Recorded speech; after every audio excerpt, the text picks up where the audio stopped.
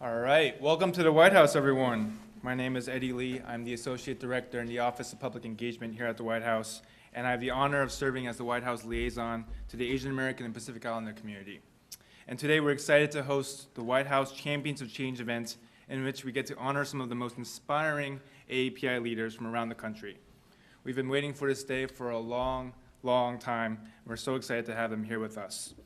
And on behalf of this administration, let me start off by saying thank you so much for all the work that you're doing across this country. Let's give them a round of applause.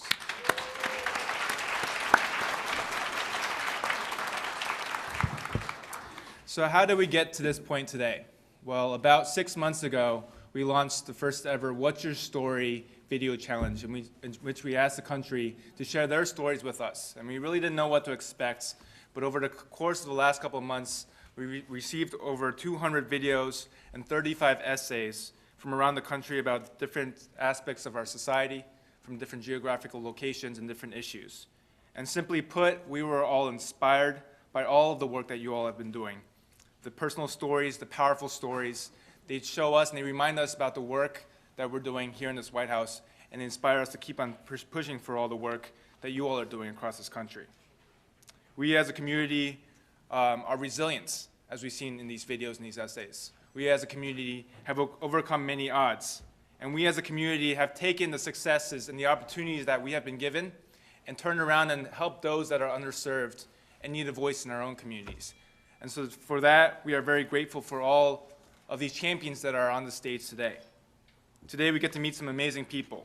We get to meet a Korean-American comedian who channeled the power of entertainment into a force of empowerment around this country. We get to learn about a basketball program in Philadelphia that taught our youth not only the art of a sport, but what it means to grow up to become men and women of character. We get to meet a group of LGBT leaders who found the courage to speak out not only for themselves, for millions of people around this country who need a voice. A Samoan spoken word artist who used the power of her words to speak out on behalf of LGBT, Pacific Islander, and the women community. An Indian American artist who has created some of the most beautiful illustrations and managed to share the stories of our everyday lives in a single frame. A Vietnamese American essay contest winner who has so eloquently shared her story of her personal struggle, and in doing so shined a very important light on the plague of mental health in the AAPI community. And an organization in Boston who has given immigrants an opportunity to chase the American dream despite the numerous barriers that they might face. These are our champions. They stood up for the underserved in our community, and today they stand here on the stage as an example to all of us. Today we're going to be very excited and delighted to hear some of their stories in person, and we're also going to have a chance to hear from White House officials from across this building and this administration. The first person that I'd like to introduce to you all today is a personal hero of mine, along with my mom, one of the two folks that I look up to very greatly, and he is someone that has really championed these issues in this White House. He is the assistant to the president, the cabinet secretary, and the co-chair of the White House Initiative on Asian Americans and Pacific Islanders. And we are very excited to have him here. He's a fierce champion for these issues, and as a co-chair of the initiative, he has asked countless times, what can I do more for this community? What can this administration do more for this community? And what can this president do more to help empower the folks around this country? So with that, let me introduce to you Mr. Chris Liu.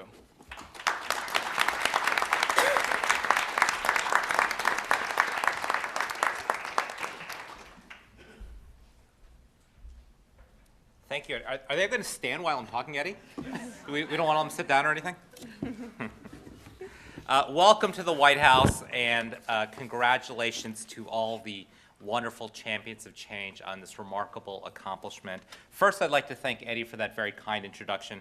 I first met Eddie a long time ago back in the campaign, back in New Hampshire. It was very cold back there in December of 2007. And the first time I met Eddie, I knew this kid was going places. We are so proud to have him in the White House. And this entire What's Your Story effort is really his brainchild. And he brought such incredible energy and enthusiasm and determination to get this done. So let's just give Eddie a big round of applause as well.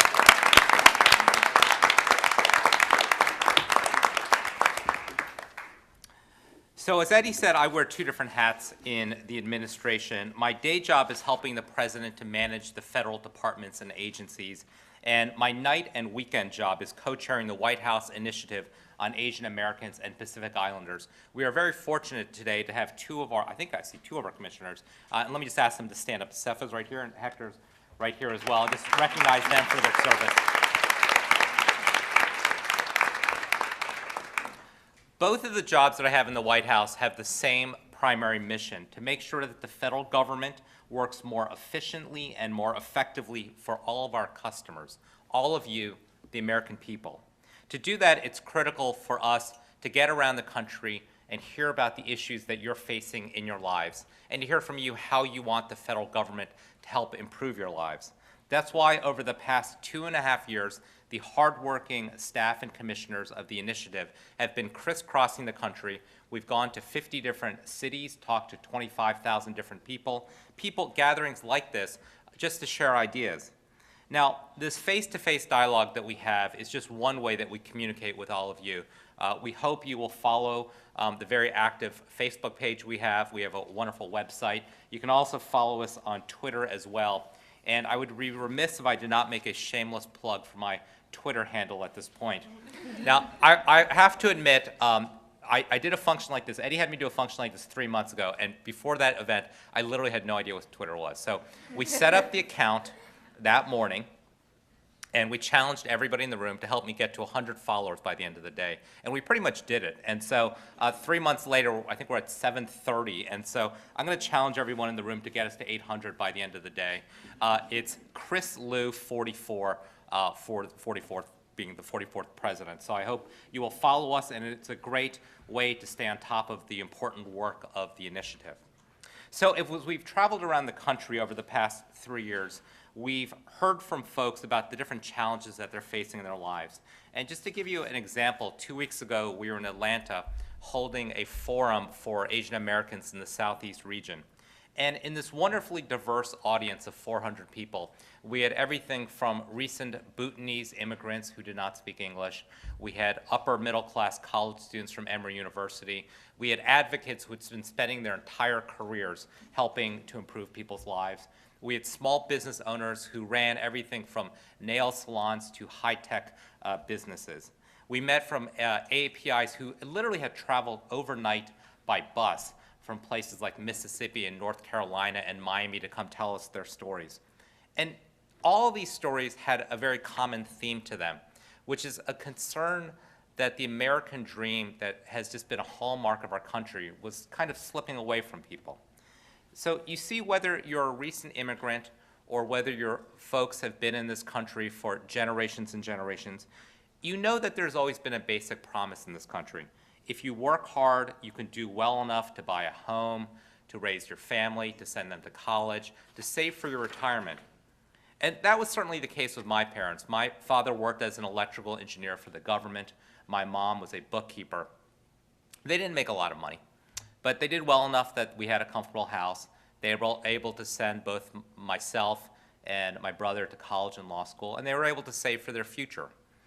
These days, unfortunately, that dream is becoming more and more out of reach for far too many people. For the past couple of decades, the economic security of the folks in this country have been eroding. And while certainly there have been people that have done well during this period of time, the vast majority of folks have been struggling. They've been struggling with costs like healthcare, costs like education that keep rising, and paychecks that keep shrinking. So to be sure, our community has done very well. Although we may not be the model minority that we're often portrayed as in the press, our community is certainly, as a whole, wealthier, more established, better educated. But as we all know, and as the folks up here on stage know, our community is not a monolithic one. Let me just read you a few statistics. 250,000 AAPIs have been out of work for more than 6 months, and AAPIs suffer from disproportionately longer periods of unemployment than any other racial group. 1 out of every 6 Asian Americans lack health insurance, and they suffer disproportionately from illnesses like hepatitis B. Southeast Asian Americans have some of the highest rates of poverty in our country, 38% among 30% of Cambodians. Even among Chinese Americans in places like New York's Chinatown, 35% of children live in poverty. In the area of education, we have children of opportunity and children of need. Asian Americans make up a disproportionate number of the students at top-notch universities. Yet when you dig into the numbers, you find a different story. Among Southeast Asian Americans, the high school dropout rate is staggering. 40% Hmong, 38% of Laotian, 35% of Cambodians. And as we've traveled around the country over the past couple of years, hearing these stories, much like the stories that were told to a young community organizer named Barack Obama when he traveled around the south side of Chicago, we also know that government can't be the answer to all of these problems. The problems are too extensive and government's resources are too scarce. That's why today's gathering, and that's why the work of the people on stage is so important. They know, we know, that change doesn't happen just in Washington. It happens all around the country. But all of you already know that. The champions of change who are here today represent thousands of Asian American and Pacific Islander leaders who are making a difference in their communities all around the country. And most of them don't receive the recognition and honor that they deserve. These champions have demonstrated what it means to be a force of inspiration and a force of good in their communities. I've watched your videos, I've read your essays, and I have to say that I was incredibly moved by them. They have brought an important human element to the work that we do here in the White House, and they remind us of the importance of keep going on the work that we're doing. It's because of the work of these champions that the AAPI community is as strong as it is today. Whether it's an LGBT outreach, immigration, education, civil rights, community development, youth empowerment, the arts, all of the different areas that you all are working on, these champions have worked tirelessly to improve their communities. And it is their leadership that will enable us to better address the various needs of the underserved going forward. We are delighted to have all of you at the White House, and we honor and we are privileged to know of you and to share the work that you are doing. Thank you for being here with us. Thank you for spending your time sharing your stories, and thank you for what you're doing each and every day to make the American dream a reality for everybody. Thank you.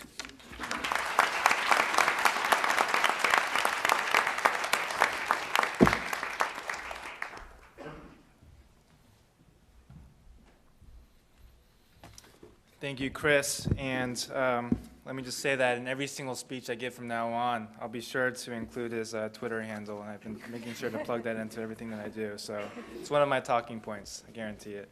At this time, I just want to take a moment to introduce each of our champions to all of you. These are ordinary people doing extraordinary things, and that's what this Champions of Change program is all about. It's about shining a spotlight on these folks, not only because they are amazing people, but because of the work that they're doing is so valuable to the strength and the power of our community and this country as a whole, in allowing our folks in this country to achieve the American dream. And I could go on and on about their bios, but I've had a really difficult time actually dwindling that down to a couple sentences, but I'll do my best. The first person that I want to introduce you all to is Theresa Ciega, who is a spoken word artist, an arts educator, and community organizer from the Bay Area. She is currently the project director for the Pacific Islander Education and Retention Project at UCLA, and her emergence into the spoken word world as a queer Samoan woman and activist has granted her the opportunities to perform on stages around the country. Let's give her a round of applause.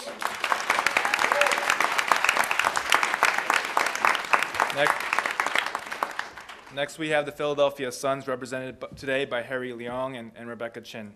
The Philadelphia Suns is a volunteer-led youth organization which focuses on community building by offering educational, cultural, social, athletic, and service opportunities for Asian American youth. The Suns serve more than 500 Philadelphia youth annually in teaching teamwork through a variety of activities and programs, including sports, volunteer activities, and participating in the traditional Chinese lion dance performances. Let's give them a round of applause.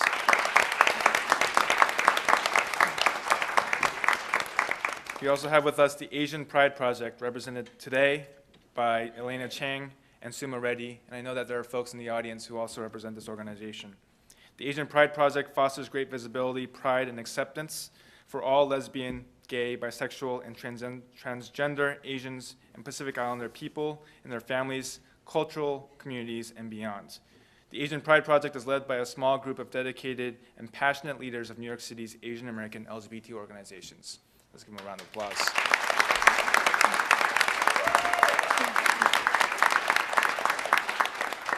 Next, we have the Chinese Immigration Student Leadership Program, led by Chu Huang and Amy Lee. The Chinese Immigrant Student Leadership Program is a pilot leadership program for Chinese immigrant students in the Chinese Sheltered English Instruction Program at Charlestown High School in Boston, Massachusetts. The program seeks to help the students develop as leaders by focusing on building the students' capacity to affect positive changes in their school. And I know that there are also folks in this audience who represent this organization, so thank you all.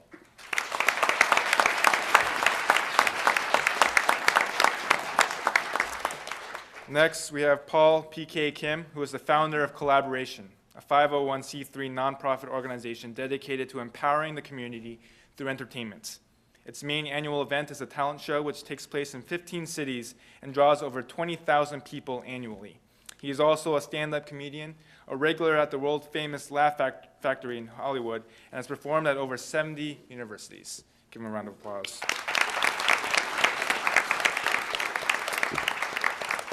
Next, we have Nidhi Chanani, who is an artist who creates illustrations that capture the everyday romantic and whimsical moments in our life.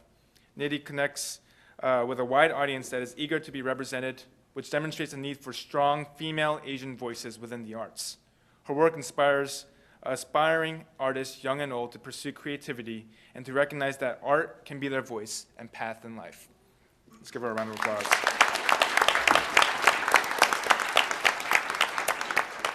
And finally, we have Milan Vaux, who is the winner of the essay contest via her essay, What's in a Name? Currently a doctoral student in clinical psychology, Milan is developing her skill set to provide culturally responsive services to the underserved, the underrepresented, and the marginalized individuals and families. She is passionate about her profession, rooted in her Vietnamese American immigrant background, and proud of her family history. She hopes to honor her family, teachers, mentors, friends, and many others who have made her and helped her to become what she is today. Let's give her a round of applause.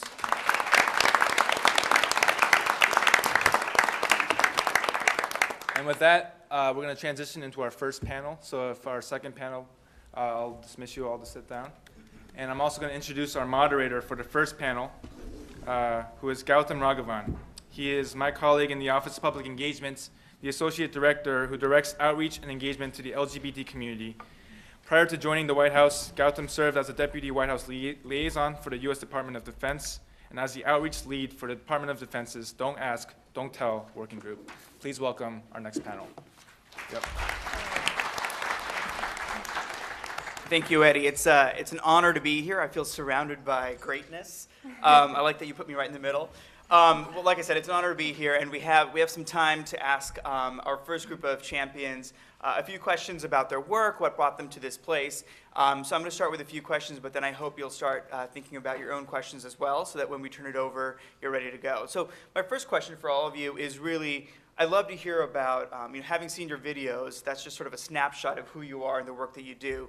I'd love to hear from you a little bit about, what brings you here? Like, what inspired you to do the work that you do, and what inspired you to participate in this challenge? Do you guys want to start first?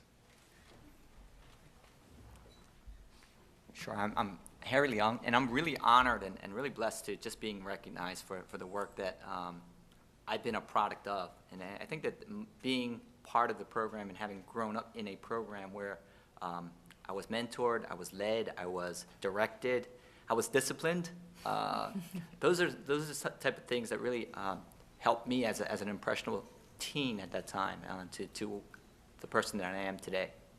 So yeah, I guess just being part of the program and being placed into a responsibility to care for our next generation, I think that's a big encouragement and big motivation for me to do the work that I do.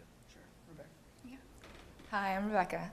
My involvement with the Sun started pretty much the same way Harry, but a little later. I was born in Chinatown, but I grew up kind of out of Chinatown, so was a bit removed from the community, and then decided to join the Suns to just make friends, and that kind of provided this program, this family of people that I eventually like shaped my upbringing as a very impressionable teenager.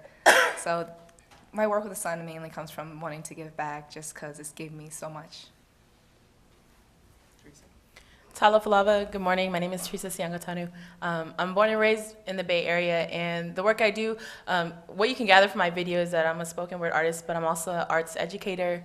And like my bio said, I also work in college access for the Pacific Islander community, mainly because I come from a community where we grew up really working class, and we grew up where college access wasn't a reality for a lot of the young people in my community. And luckily, I did get to go to college, and I know all the reasons why, and I know who to thank. For example, my dad and my parents, for coming and migrating all the way here from Samoa, just to give us a better life, right?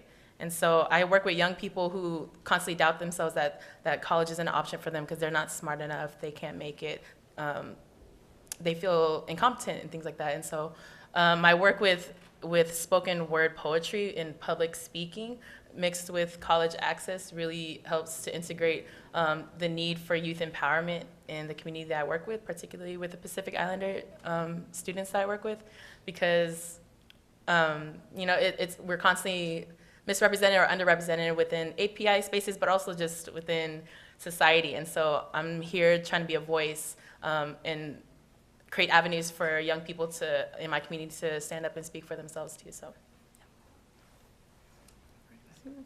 Hi, as a lesbian South Asian, I began to realize that visibility was extremely important for our communities, for me to accept myself for who I was and for our communities to accept ourselves for each other. And to paraphrase Secretary of State Hillary Clinton, whether we acknowledge it or not, or whether we know it or not, lesbians, bisexuals, gays, and transgenders in our Asian communities are our family, our friends, and our neighbors. Hi, my name is Elena. I would have to say that for a lot of members for Asian Pride Project, our inspiration is family. For me, my inspiration is my mother. She has stood by me through everything, especially when it wasn't so easy for her to accept me when I first came out.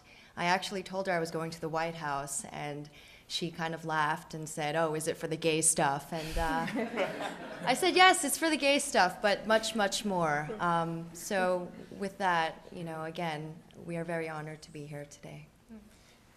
And Elena, I think that's a great transition into another question I had, which is something I think all of you have done is interact and interface with culture and tradition, since these are important parts of our community. So I'd love to hear from you first, and then but from all of you about how you've been able to. Well, two questions. First, what are the challenges that you've encountered in incorporating your issues, but also addressing in a respectful manner cultural values and tradition, but also where have you had opportunities? Like where has there been a seamless joining of the two?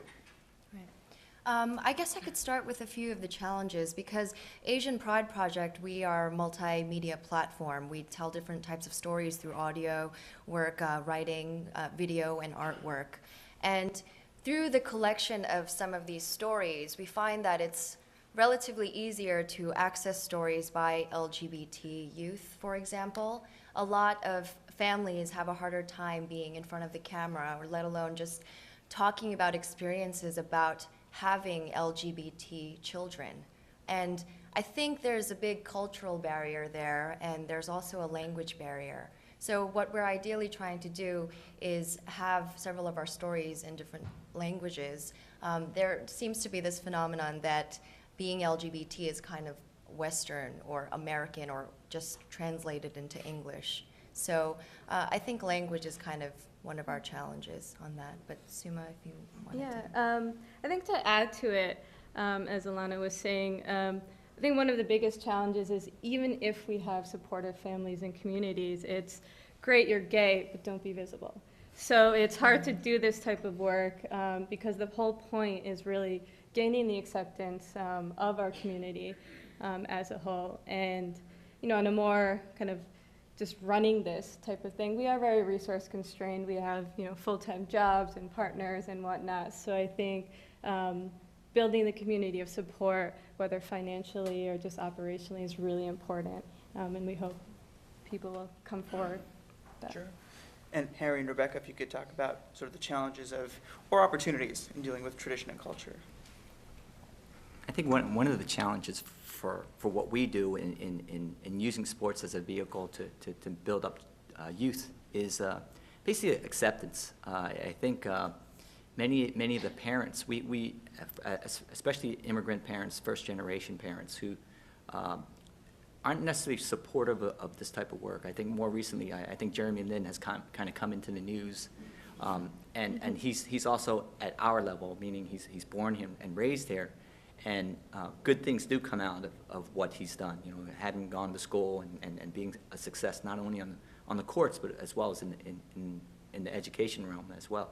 So I think that has really helped us as an organization, and we have a greater number of children who are willing to be a part of our programs, you know, more so in the last few months because of what Jeremy Lin has done and the example that he set for us as Asian Americans.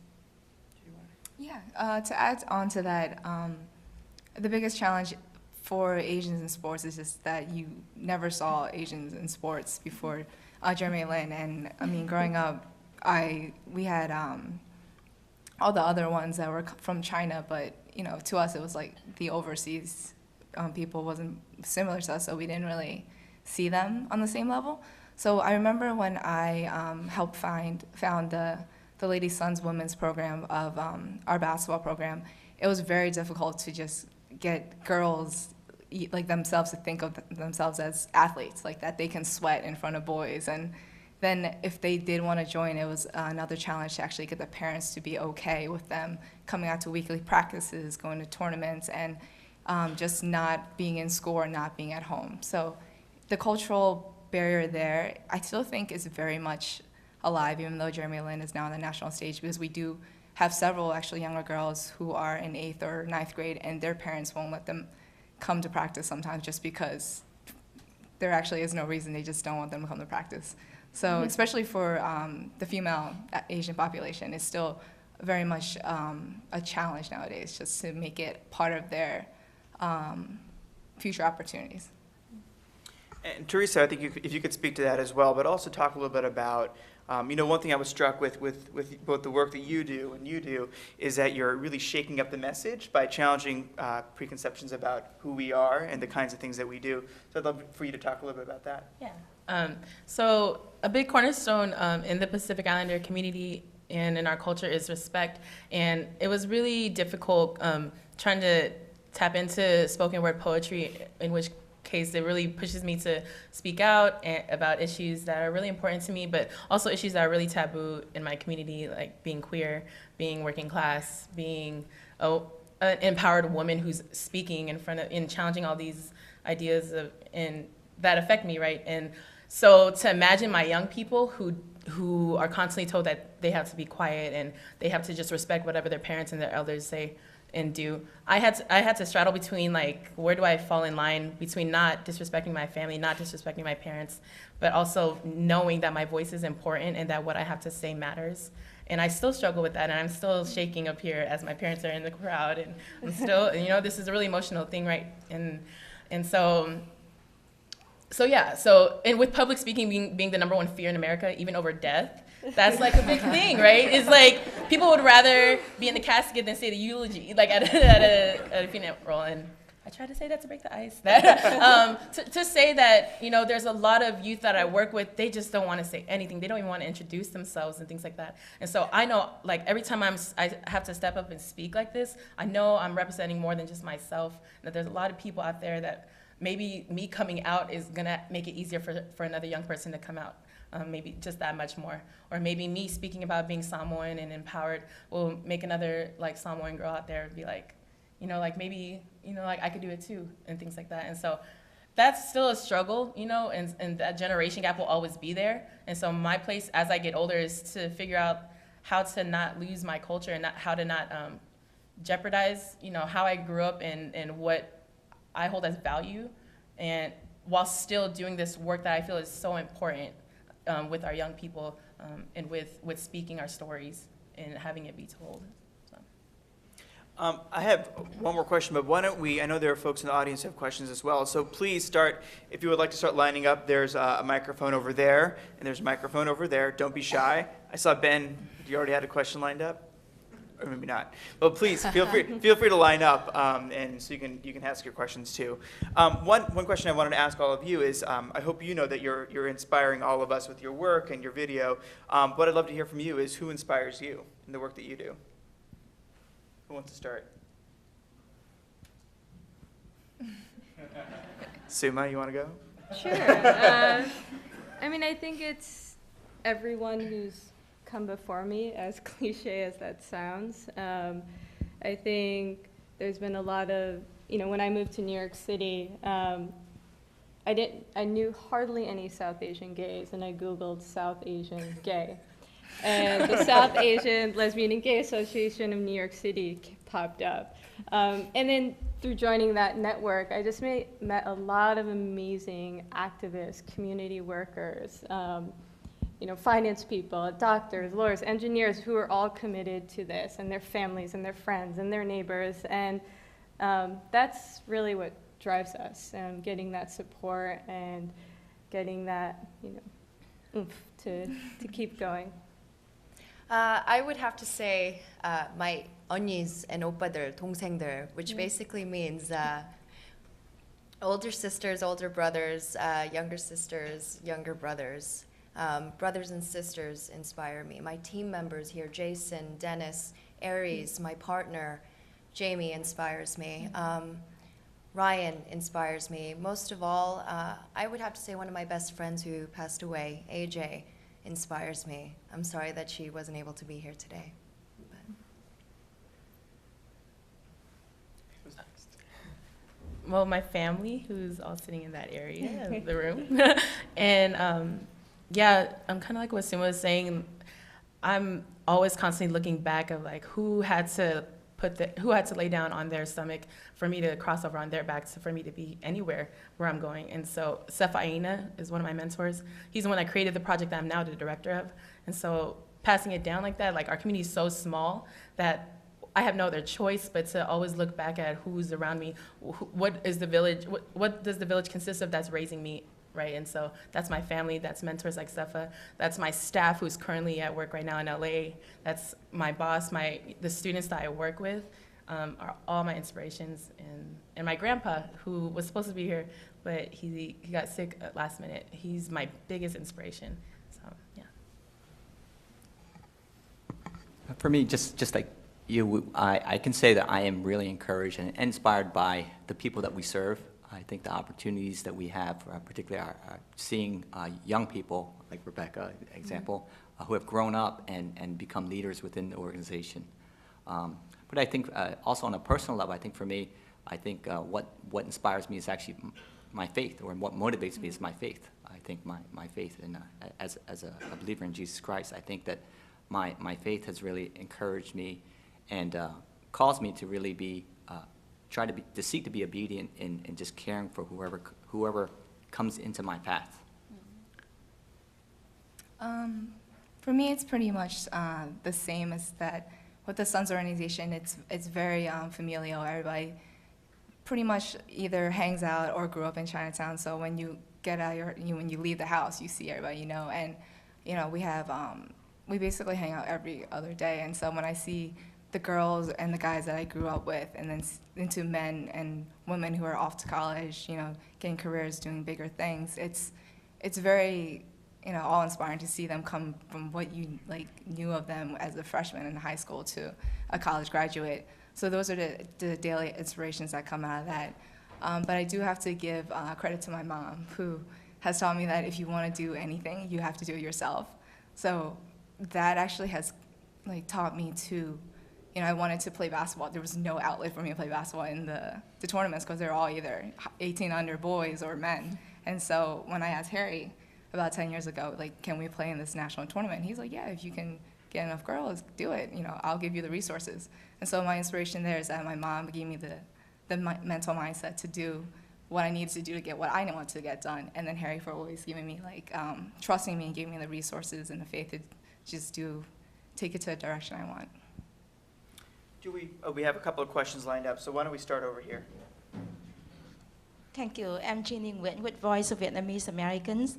I congratulate all of you, the champions here and the champions in the audience, and thank you, Eddie and ChISL and the White House for doing this.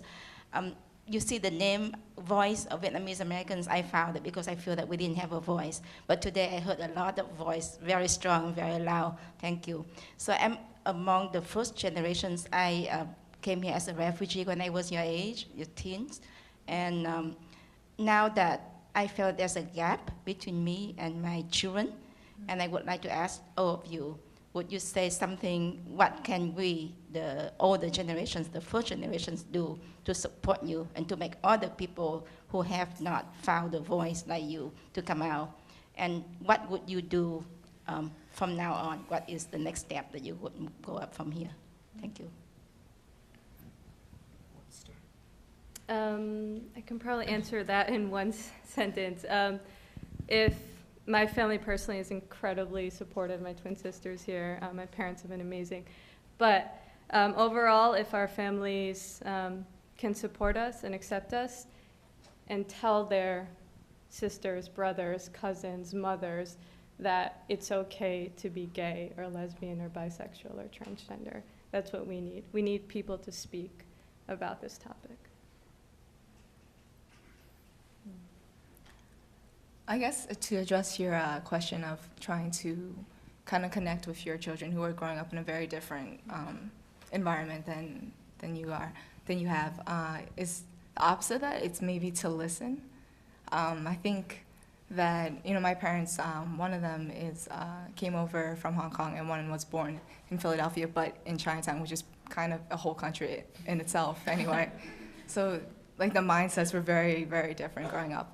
And I actually have twin sisters too, and she's in the audience. And so when we were growing up, we were a handful. We had all these, you know, American ideals, but then we grew up in a very Cantonese Hong Kong household. And it's like my mom could barely understand English when she came over, but she had the patience to listen and not judge. And that kind of allowed us to just grow into whatever our potential was versus any mode that any like shape or form she saw in Hong Kong, which wasn't necessarily relevant in America. So. Go ahead. I actually would be remiss if I did not mention my family support in what I do, but I think my parents and my siblings, they've always supported what I've done. And I think as your question in regard to how you can reach or care for the next generation, or how you can get respect, I think the big thing is just being able to respect them for who they are. We see that many times in our organization where we don't have many parents involved or even show up to support what we do as an organization, whether it be community service or sports, the sporting aspect. But that's definitely something, just being there for them is probably a huge benefit to your children. I think in my community, parent involvement is so crucial, but it's also hard because young people aren't allowed to talk and we're not allowed to give our opinions about things. But I think listening to your children is a really big thing, but also children and younger people also empathizing with what our parents have been through in order to get here, it took me a while to make peace with all the struggles that I had with like my relationships with my parents, to know that, dang, they had to go through a lot for me to be here, you know. And so we had to kind of meet midway, right? But also for parents to know that the upbringing of your child is not just your sole responsibility, it is a communal effort. It's the school's responsibility, it's your ministers, it's everyone that you live with in your neighborhood. Like that, it's not just you gave birth to your kids and you raised them, but it's a group effort. Like you don't fail just because things are going wrong. Like there's something mechanically wrong if like we're not all in balance. And that's what I try to communicate with myself and with my family, is that like this is a group effort, like there's no pointing blame. There's just, we need to continue to work together in all of this. So, yeah. I would also say, just try to keep an open mind. you know, in terms of connecting with your child, it's really important to try your best to be there for them through the listening and also the speaking. And when I say listen, don't listen too much to the gossip that's around. You know, when you go to church and you hear groups of Asian women speaking about something, you don't have to always listen to that per se, but take the time to sit down with your child and connect with them and open your heart and feel the love that you have for them through your own experiences with them. Why don't we go over here, Ben? Thank you, Gautam, for challenging me to ask a question. Actually, I also have a twin brother, so I just wanted to... The secret AAPI twin cabal is doing its work. Actually, I was giggling back there about how we were using the word queer in the White House, and just the fact that we're able to take a word that has been used against us for so long, and that we've empowered it and are using it here. So that's what I was doing when you when you called on me, Gautam. But I actually wanted to ask a question about the challenges that all of you faced in putting your videos together. I know that many of you have resource issues, just trying to get the work done on a day-to-day, and then the challenges to come here. You know, you've traveled from California, from New York, from Pennsylvania, and I just wanted to be able to hear more about kind of what it took to get you to this point. Because I think you've all done really great work, and I just wanted to congratulate all of you as well. So thank you.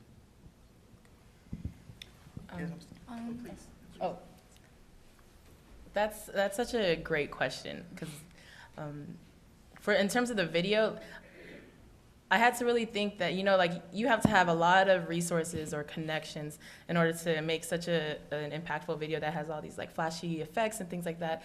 And thank goodness I had a friend who's at USC for film who helped me create the video. He's also Samoan, and so putting him out there was also important for me because there's not a lot of PI filmmakers that aspire to do filmmaking, and so he helped me with my video. We filmed it at one of the high schools that I work at in Carson, California, at Carson High School. And we, you know, we're trying to figure out what angle to go with, and I think I'm really satisfied with how the video came out. But in terms of what it took to get here, you know, I know my family spent a lot of money that we probably don't even have or shouldn't even be spending to all be here for these few days. But that's how much support I have and so much love I have in my life that they're taking work off just to like come here. From California, from the Bay Area. I came from LA and things like that, and we're all here till Sunday. And the financial burden that is on this trip was also something to highlight of, like, it's not as easily accessible for us to just take work off and come and speak as a champion of change, trying to be a champion of change, but knowing I still have work to do, I still have other hats that I wear, things like that. And so highlighting that and wanting to thank my family for what it took for y'all to come out here to support me here. And I know, like, all of us probably have like similar situations, like how do we get the money to just come all the way, you know, here. But we also thank the initiative for allowing this space to even exist. So it's a straddle between, you know, there's always something that we're struggling with, but we're also, you know, succeeding in as well. So. I think on a personal level, I think the biggest challenge for me was that a year ago on Facebook, I wasn't out. I was deathly afraid of cousins, aunts, uncle, cousin, finding out that I was gay.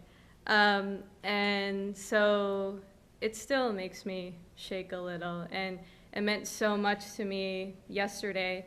I have a grandmother who's extremely sick in India, so the entire family is over there.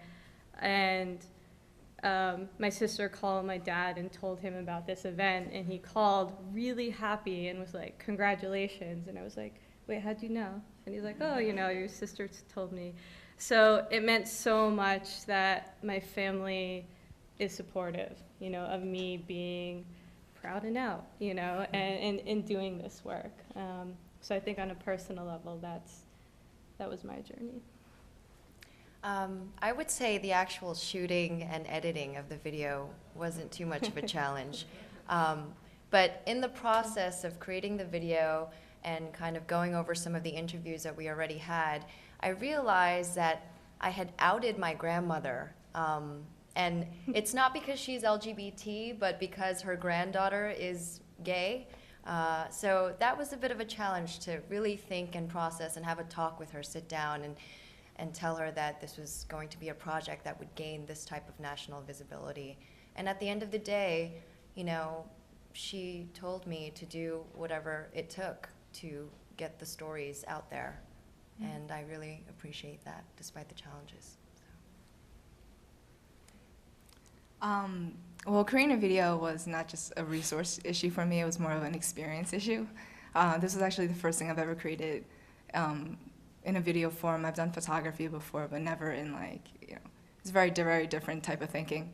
And my sister actually pushed it on me. She found out about the contest, she told me about it, and we're like, oh, Harry makes like a perfect candidate because he does all this for the community and everybody, you know, loves him and recognizes him. But then we're like, we don't own a camera, we don't have the software. Like, I have my film camera from, you know, high school, and like, but she kept pushing it on me. Eventually, I was like, okay, you know what, we should do this because there's no other more perfect person for it. So then I reached out to my community through the Sons, and I had people give me their equipment. I had people, of course, run away from the camera when I started shooting, but then eventually like warmed up and supported me and, you know, let themselves show through. And then I had a friend who actually wasn't able to make it today because he was sick, and he basically is like a master editor. He does videos as a freelance videographer, and he had me use his like $10,000, $20,000 equipment to help me make the wonderful video that came out of it.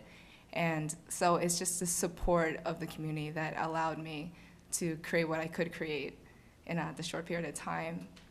And getting here, I mean, we're from Philadelphia, so it's not as crazy of a hike as the rest of the panelists, but we did decide to, you know, make it an overnight trip just so we wouldn't have to rush in the morning. And, you know, financial burden is always going to be an obstacle on your ladder to success, because especially in the Asian population, we don't always value, you know, certain things. Like the support of my family allowed us to come together for this honorary event, which, you know, it doesn't make money, you know, it doesn't do anything monetary like that. So I know some families who wouldn't have been as supportive, but, you know, if you have the people behind you, they push you forward.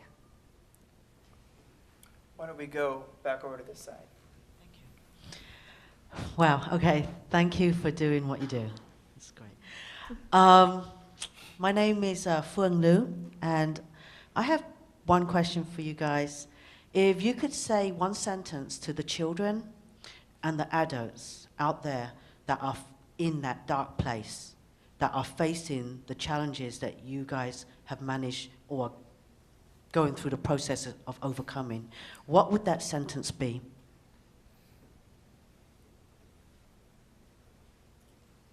Be who you are and find the support wherever you can find it.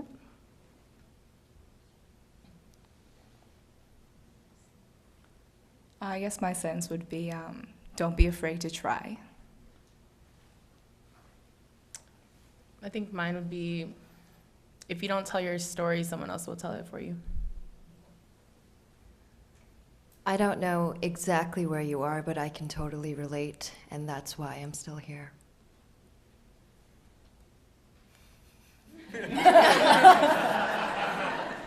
Pressure's on.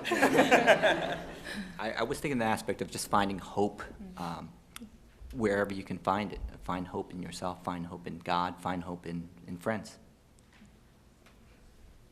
Thank you. What you said was just as inspirational as what you do. Thank you. Thank you. Thank you. Why don't we go over here? Thank you guys again for coming and for doing what you do. To follow up with the question earlier about connecting older generation with younger generation, I wanted to ask, how is your process in connecting Asian youth with Asian American youth? Because sometimes that could be just two different worlds for them.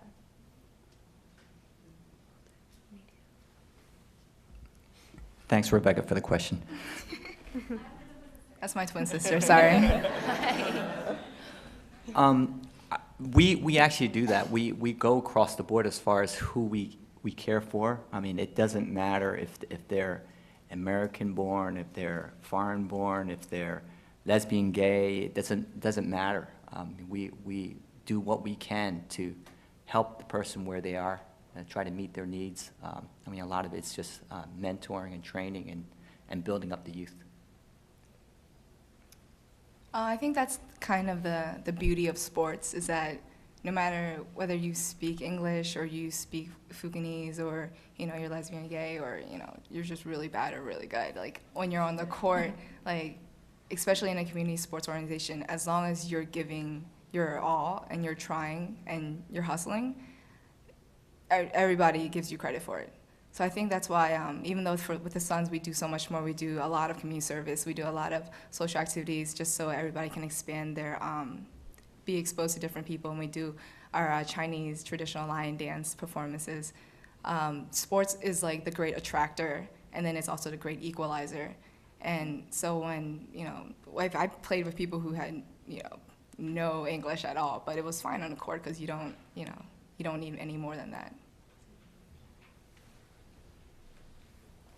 Well, I don't work directly with the Asian American community, but in the Pacific Islander community, I know retention of culture and language is a big thing, especially since more and more as we get older, we're working with and we're becoming part of generations where we're not taught the language of our native language when we're growing up, and the culture is getting more lost as more of us are born and raised here in the mainland. And so working with directly with PEER, the Pacific Islander Education Retention Project at UCLA, that's an aspect of our project, or a component, cultural awareness and things like that, as well as church being a really big foundation in our community, and a big pillar of who we are as Pacific Islander people. Church is where a lot of our retention of culture comes from, because most of the churches that we go to as Pacific Islanders are all done in our native language. All of the activities are shaped around this family, this village type culture, and so that's where a lot of retention of who we are comes from.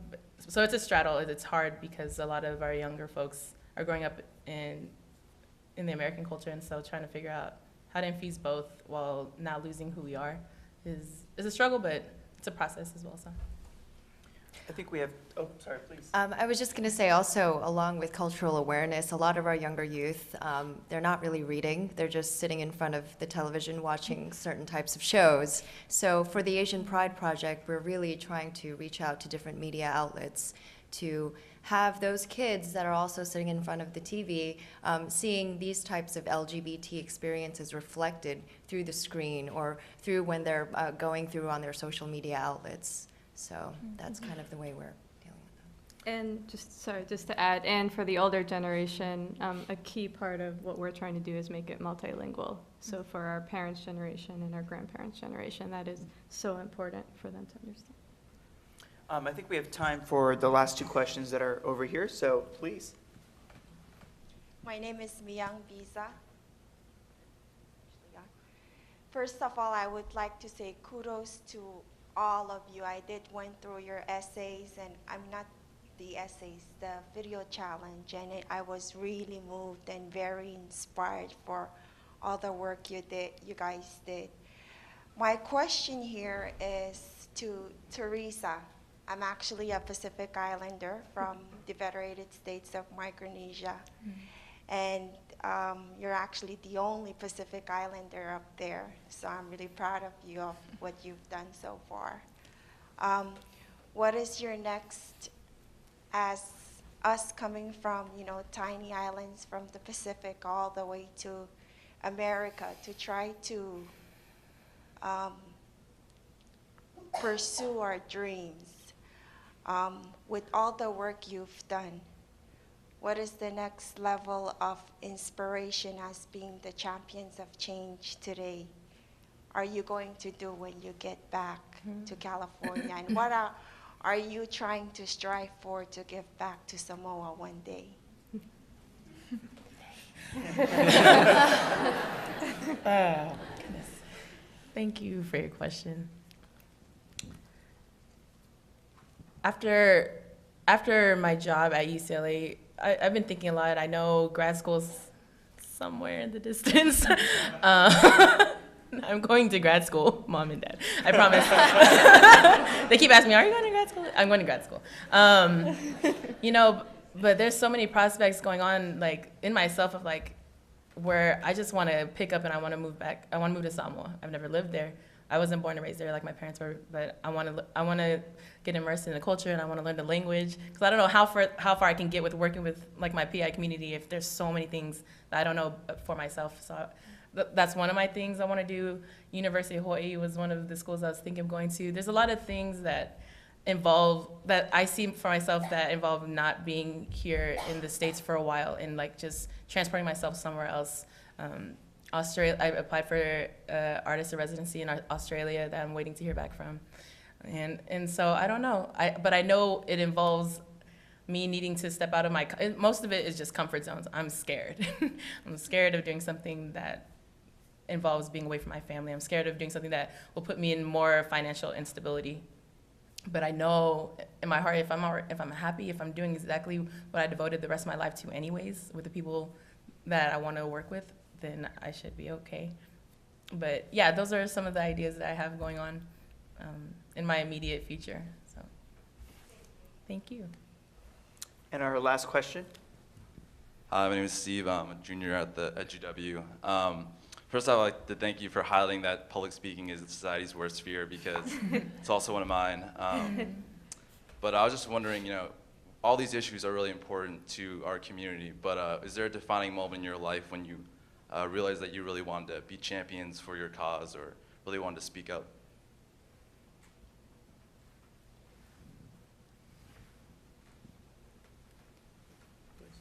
I don't think there's necessarily a time for me. I think that I saw the need in the community, and I stepped in, and that's where it's grown.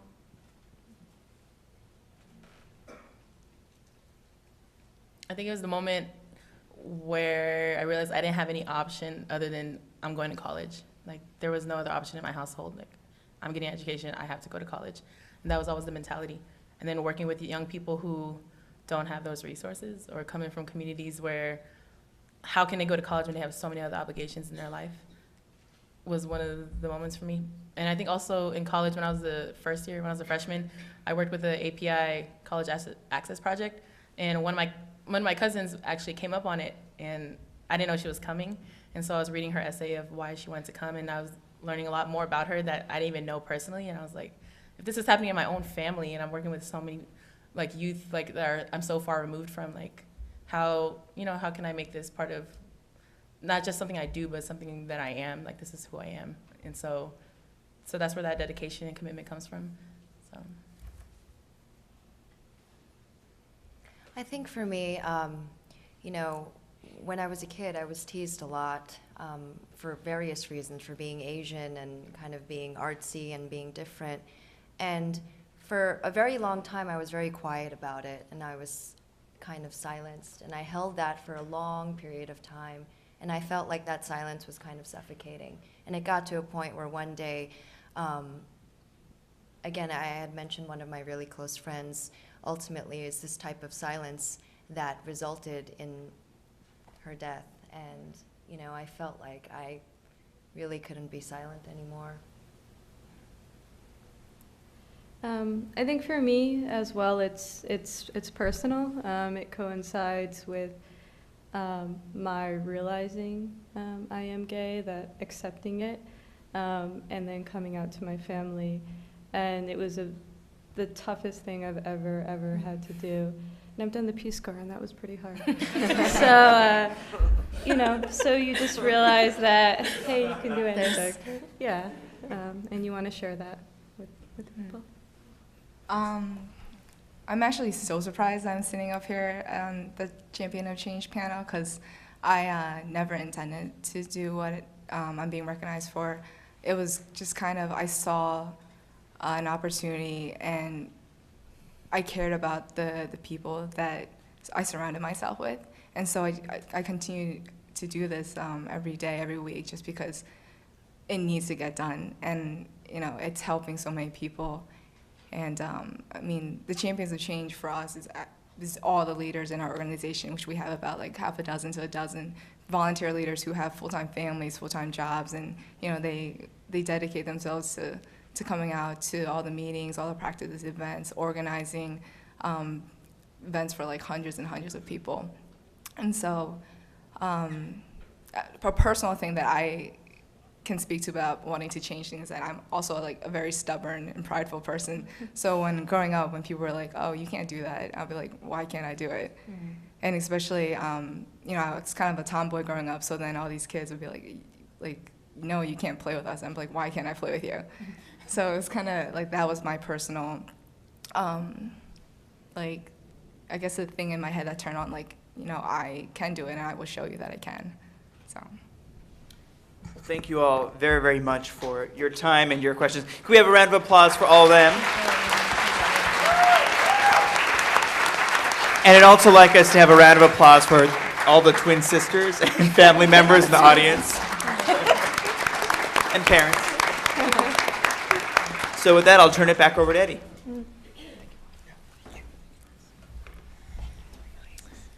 Thank you, Gautam, for leading an amazing panel. I think that as I reflected back on what these folks were saying, this is just such a phenomenal and historic moment. This is actually our first Championship Change that features solely on AAPIs. And so it's an exciting opportunity for us to just hear from all of you.